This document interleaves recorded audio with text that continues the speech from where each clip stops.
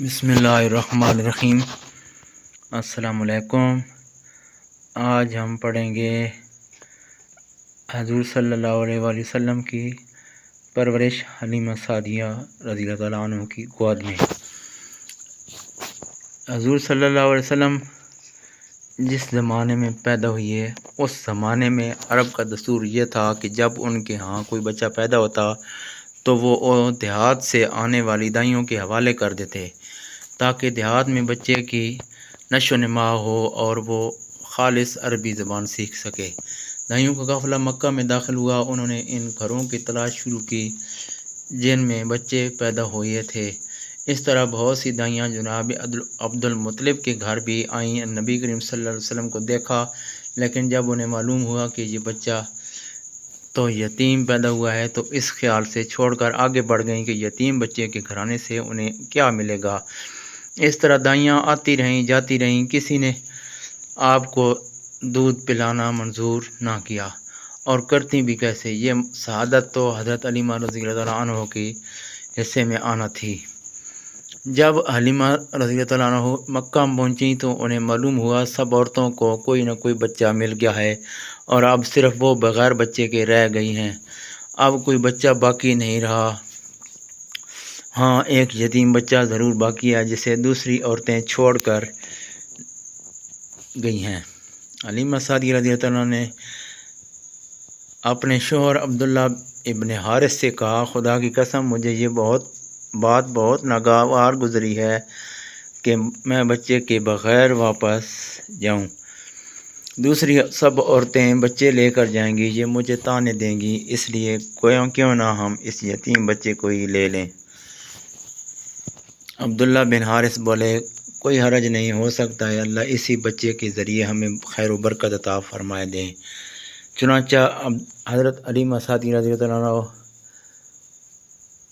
عبد المطلب کے گھر گئیں۔ جناب عبد المطلب کے حضرت آمنہ نے انہیں خوش آمدید کہا، پھر آمنہ انہیں بچے کے پاس لے آئیں۔ آپ اس وقت ایک اونی چادر میں لپٹے ہوئے تھے، وہ چادر سفید رنگ کی تھی، آپ کے نیچے ایک سبز رنگ کا ریشمی کپڑا تھا، آپ سیدھے لیٹے ہوئے تھے، آپ کی سانس کی آواز کے ساتھ مشک کی سی خوشبو نکل کر پھیل رہی تھی۔ حلیمہ سعدیہ رضی اللہ عنہ آپ کے حسن و جمال کو دیکھ کر حیرت زدہ رہ گئیں۔ آپ اس وقت سوئے ہوئے تھے، انہوں نے جگانا مناسب نہ سمجھا، لیکن جو ہی انہوں نے پیار سے اپنا ہاتھ آپ کے سینے پر رکھا، آپ صلی اللہ علیہ وسلم مسکرا دیے اور آنکھیں کھول کر ان کی طرف دیکھنے لگے۔ حضرت حلیمہ سعدیہ رضی اللہ عنہا فرماتی ہیں، میں نے دیکھا آپ کی آنکھوں میں ایک نور نکلا جو آسمان تک پہنچ گیا۔ میں نے آپ کو گود میں اٹھا کر آپ کو دونوں آنکھوں کے درمیانی جگہ پر پیار کیا، پھر میں نے آپ کی والدہ اور حضرت عبد المطلب سے اجازت چاہی، بچے کے لیے قافلے میں آئی۔ میں نے آپ صلی اللہ علیہ وسلم کو دودھ پلانے کے لیے گود میں لٹایا اور آپ دائیں طرف دودھ پینے لگے۔ پہلے میں نے بائیں طرف سے دودھ پلانا چاہا، لیکن آپ نے اس طرف سے دودھ نہ پیا، دائیں طرف سے آپ نے فوراً دودھ پینے لگے۔ بعد میں بھی آپ کی یہی عادت رہی، آپ صرف دائیں طرف سے دودھ پیتے رہے، بائیں طرف سے میرا بچہ دودھ پیتا رہا۔ پھر قافلہ روانہ ہوا۔ حلیمہ سعدیہ رضی اللہ عنہا فرماتی ہیں، میں اپنے خچر پر سوار ہوئی، آپ کو ساتھ لے لیا۔ اب جو ہمارا خچر چلا تو اس قدر تیز چلا کہ اس نے پورے قافلے کی سواریوں کو پیچھے چھوڑ دیا۔ پہلے وہ مریل ہونے کی بنا پر سب سے پیچھے رہتا تھا۔ میری خواتین ساتھی حیرانگی سے مخاطب ہوئیں، اے حلیمہ، یہ آج کیا ہو رہا ہے؟ تمہارا خچر اس قدر تیز کیسے چل رہا ہے؟ کیا یہ وہی خچر ہے جس پر تم آئی تھی اور جس کے لیے ایک ایک قدم اٹھانا مشکل تھا؟ جواب میں ان سے کہا، بے شک یہ وہی خچر ہے، اللہ کی قسم اس کا معاملہ عجیب ہے۔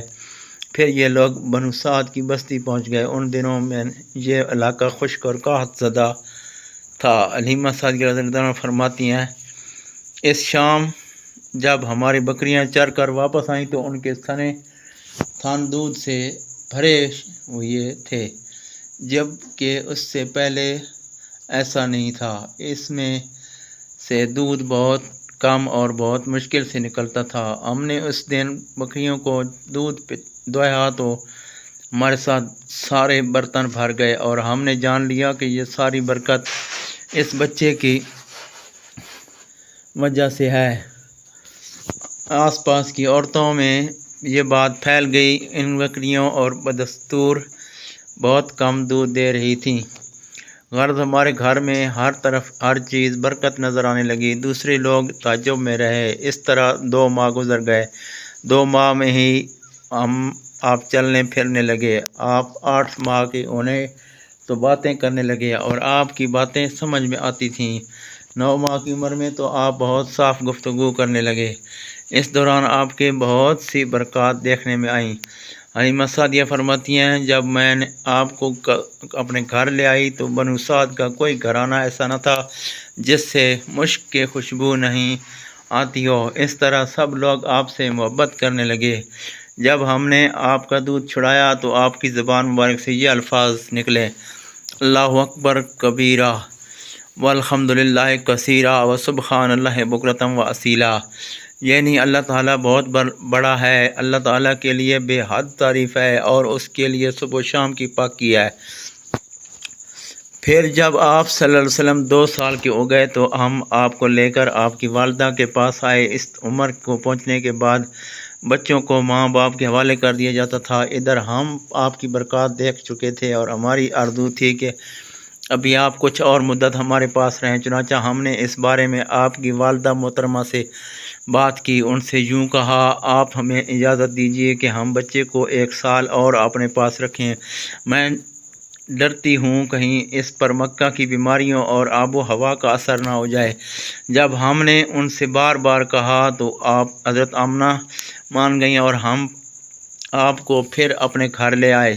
جب آپ کچھ بڑے ہو گئے تو باہر نکل کر بچوں کے ساتھ کو دیکھتے تھے، وہ آپ کو کھیلتے نظر آتے، آپ ان کے نزدیک نہ جاتے۔ ایک روز آپ نے مجھ سے پوچھا، امی جان کیا بات ہے؟ دن میں میرے بھائی بہن نظر نہیں آتے اور آپ اپنے دودھ شریک بھائی عبداللہ اور بہن انیسہ اور شیمہ کے بارے میں پوچھ رہے تھے۔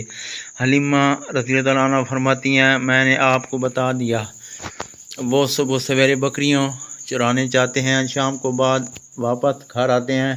یہ جان کر آپ نے فرمایا، تب مجھے بھی ان کے ساتھ بھیج دیا کریں۔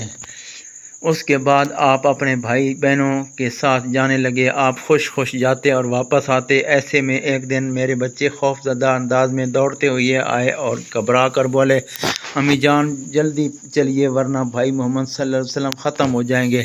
یہ سن کر ہمارے تو ہوش اڑ گئے۔ دوڑ کر وہاں پہنچے، ہم نے آپ کو دیکھا، آپ کھڑے ہوئے تھے، رنگ اڑا ہوا تھا، چہرے پر زردی چھائی ہوئی تھی، اور یہ اس لیے نہیں تھا کہ وہ آپ کو سینہ چاک کیے جانے سے کوئی تکلیف ہوئی تھی، بلکہ ان فرشتوں کو دیکھ کر آپ کی حالت ہوئی تھی۔ حلیمہ سعدیہ رضی اللہ عنہ فرماتی ہیں، ہم نے آپ سے پوچھا کیا ہوا تھا؟ آپ نے بتایا، میرے پاس 2 آدمی آئے تھے، وہ سفید کپڑے پہنے ہوئے تھے، وہ دونوں حضرت جبرائیل اور حضرت میکائیل تھے۔ ان دونوں میں سے ایک نے کہا، کیا یہی وہی ہیں؟ دوسرے نے جواب دیا، ہاں یہ وہی ہیں۔ پھر دونوں میرے قریب آئے، مجھے پکڑا اور لٹا دیا۔ اس کے بعد انہوں نے میرے پیٹ چاک کیا اور اس میں سے کوئی چیز تلاش کرنے لگے۔ آخر انہیں وہ چیز مل گئی اور انہوں نے اسے باہر نکال کر پھینک دیا۔ میں نہیں جانتا وہ کیا چیز تھی۔ اس چیز کے بارے میں دوسری روایت میں یہ وضاحت ملتی ہے کہ وہ سیاہ رنگ کا ایک دانہ تھا۔ یہ انسان کے جسم میں شیطان کا گھر ہوتا ہے اور شیطان انسان کے بدن میں یہیں سے اثر ڈالتا ہے۔ حلیمہ سعدیہ رضی اللہ عنہ فرماتی ہیں، پھر ہم آپ کو گھر لے گئے۔ اس وقت میرے شوہر عبداللہ بن حارث نے مجھے سے کہا، حلیمہ مجھے ڈر ہے کہیں اس بچے کو کوئی نقصان نہ پہنچ جائے، اس لیے اسے اس کے گھر والوں کو واپس پہنچا دو۔ میں نے کہا ٹھیک ہے۔ پھر ہم آپ کو لے کر مکہ کی طرف روانہ ہوئے۔ جب میں مکہ کے بالائی علاقے میں پہنچی تو آپ اچانک غائب ہو گئے، میں حواس باختہ ہو گئی۔ انشاءاللہ اگلی ویڈیو میں ہوگا، یہ غالب آئے گا۔ اللہ حافظ۔